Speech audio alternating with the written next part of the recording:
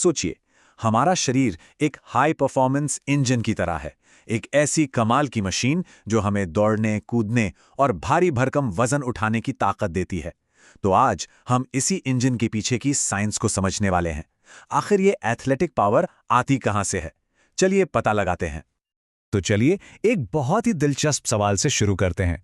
कभी सोचा है कि एक स्प्रिंटर सिर्फ 10 सेकंड के लिए अपनी पूरी जान लगा देता है, वहीं दूसरी तरफ एक मैराथन रनर घंटों तक दौड़ता रह सकता है? ये कैसे हो पाता है? इसका जवाब छिपा है हमारे शरीर के एनर्जी बनाने के तरीके में। तो फिर देर किस बात की, चलिए इस इंजन के पुर्जे खोलकर देखते हैं। सबसे पहले बात करेंगे इसके पावर प्लांट की, मतलब वो कौन से जरूरी हिस्से हैं जो किसी भी परफॉर्मेंस की नींव होते हैं। और इस पावर प्लांट के ठीक बीच में है हमारा दिल। ये एक जबरदस्त पंप है जो खून के जरिए पूरे शरीर में फ्यूल यानी पोषक तत्व और सबसे जरूरी चीज ऑक्सीजन पहुंचाता रहता है। अब मिलते हैं एटीपी से। इसका पूरा नाम है एडेनोसिन ट्राइफॉस्फेट। इसे शरीर की एनर्जी करेंसी समझ लीजिए। मतलब कोई भी काम करना हो, चाहे चलना हो, दौड़ना हो या सोचना ही क्यों ना हो, हर चीज की कीमत एटीपी से ही चुकाई जाती है। लेकिन एक प्रॉब्लम है, हमारी मसल्स में ना एक बार में सिर्फ 2 से 4 सेकंड के काम के लिए ही एटीपी जमा होता है। बस इसका सीधा मतलब ये हुआ कि अगर हमें लगातार काम करना है तो शरीर को ये एटीपी बार बार और बहुत तेजी से बनाते रहना होगा। तो अब सवाल यह है कि शरीर ये काम करता कैसे है? हमारा शरीर इस एटीपी को बनाने के लिए 3 अलग अलग गियर्स का इस्तेमाल करता है, और कौन सा गियर कब लगेगा ये इस बात पर निर्भर करता है कि काम कितना मुश्किल है और कितनी देर तक चलना है।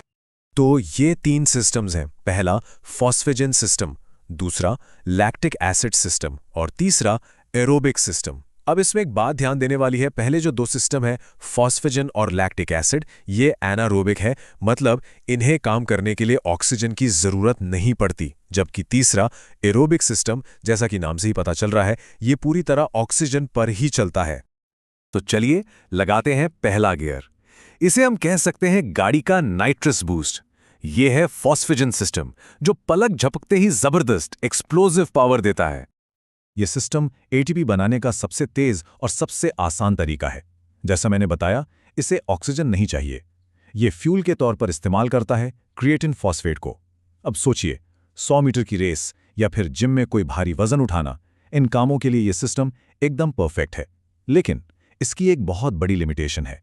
यह बस 8 से 10 सेकंड तक ही काम कर पाता है, क्योंकि इसका फ्यूल टैंक बहुत बहुत छोटा है।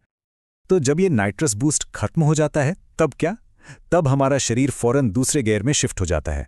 यह है लैक्टिक एसिड सिस्टम। इसे आप ऐसे समझें जैसे इंजन को रेड लाइन पर चलाना, मतलब पूरी ताकत से ऐसा काम करना जो कुछ सेकंड से ज्यादा चलने वाला है। एटीपी बनाने का यह दूसरा सबसे तेज तरीका है, और हां, इसे भी ऑक्सीजन की जरूरत नहीं पड़ती। यह फ्यूल के लिए इस्तेमाल करता है ग्लूकोज या ग्लाइकोजन का। जैसे 400 मीटर की रेस होती है ना, वो काफी हद तक इसी सिस्टम पर चलती है। पर इसका एक बाय प्रोडक्ट भी है, लैक्टिक एसिड। और ये क्या है, इस पर हम थोड़ी देर में आएंगे। और फिर आता है हमारा तीसरा और आखिरी गियर, क्रूज कंट्रोल। जी हां, यह है हमारा एरोबिक सिस्टम। यह लंबी दूरी का खिलाड़ी है, सबसे ज्यादा एफिशिएंट और भरोसेमंद। ये एटीपी बनाने में थोड़ा स्लो है, लेकिन एफिशिएंसी के मामले में इसका कोई मुकाबला नहीं। जैसा कि नाम से ही क्लियर है, इसे काम करने के लिए ऑक्सीजन चाहिए ही चाहिए। और इसकी सबसे कमाल की बात यह है कि यह ग्लूकोज, फैट और यहां तक कि प्रोटीन को भी फ्यूल की तरह यूज कर सकता है। मैराथन दौड़ना हो या लंबी साइकिलिंग, ये सारी एक्टिविटीज पूरी तरह इसी सिस्टम के भरोसे चलती हैं। क्यों? क्योंकि ये बेहिसाब मात्रा में एटीपी बना सकता है। अब जरा इस चार्ट को देखिए, साफ पता चल रहा है कि कैसे 100 मीटर की स्प्रिंट लगभग पूरी तरह फॉस्फेजन सिस्टम पर डिपेंड करती है। वहीं 1500 मीटर की रेस में ग्लाइकोलाइसिस सिस्टम हावी हो जाता है, और मैराथन, वो तो ऑलमोस्ट पूरी की पूरी एरोबिक सिस्टम पर चलती है। लेकिन एक बात समझना बहुत जरूरी है, ये तीनों सिस्टम हमेशा ऑन रहते हैं। बस होता यह है कि एक्टिविटी की इंटेंसिटी और ड्यूरेशन के हिसाब से किसी एक का रोल ज्यादा हो जाता है। अच्छा, अब बात करते हैं उस मोमेंट की जब लगता है कि बस अब शरीर और नहीं चल सकता। एथलीट्स की भाषा में इसे कहते हैं हिटिंग द वॉल या दीवार से टकराना। तो सवाल ये है कि हमारा ये इंजन ओवरहीट क्यों हो जाता है? साइंस की भाषा में थकान या फटीग का मतलब है कि जब हमारी मसल्स बार बार कॉन्ट्रैक्ट करती हैं तो वो अपनी ताकत या पावर आउटपुट को बनाए नहीं रख पाती। ये सिर्फ थका हुआ महसूस करना नहीं है, ये एक असली फिजिकल लिमिट है। तो फिर वो जो मसल्स में जलन होती है, द बर्न, वो क्यों होता है? देखिए, होता यह है कि जब हमें तेजी से एनर्जी चाहिए होती है तो शरीर ग्लूकोज को तोड़ता है। इस प्रोसेस में एक बाय प्रोडक्ट बनता है पाइरूवेट, जो आगे लैक्टेट में बदल जाता है। इसी के साथ साथ हाइड्रोजन आयंस यानी H+ आयंस भी जमा होने लगते हैं और इन्हीं की वजह से मसल्स में एसिडिटी बढ़ जाती है। बस यही एसिडिटी है जो मसल्स को ठीक से काम करने से रोकती है और हमें थकान महसूस होने लगती है। और यहीं पे आता है कॉन्सेप्ट लैक्टेट थ्रेशोल्ड का।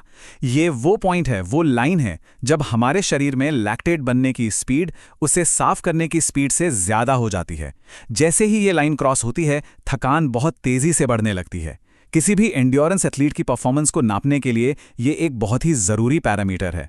तो ठीक है, इंजन थक गया, अब क्या, इसे ठीक कैसे करें?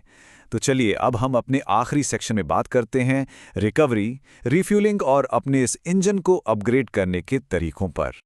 रिकवरी करने के दो मेन तरीके हैं, एक्टिव और पैसिव।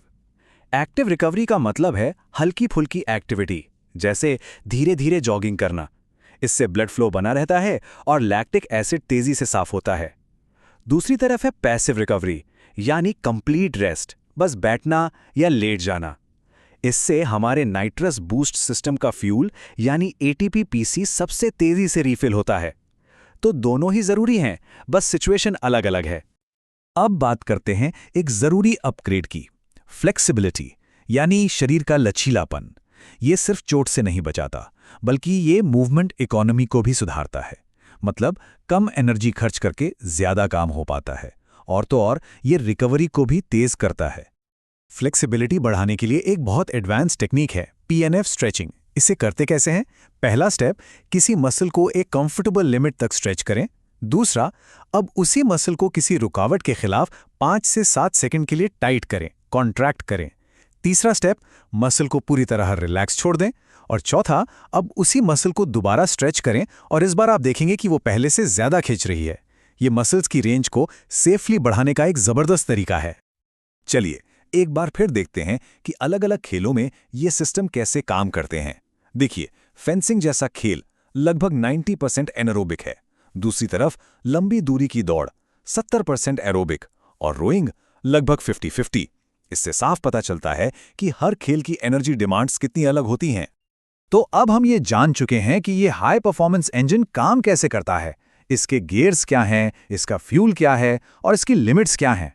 तो अब सोचने वाली बात यह है कि इस जानकारी का इस्तेमाल करके कोई भी अपने इंजन को बेहतर बनाने के लिए कैसे ट्यून कर सकता है।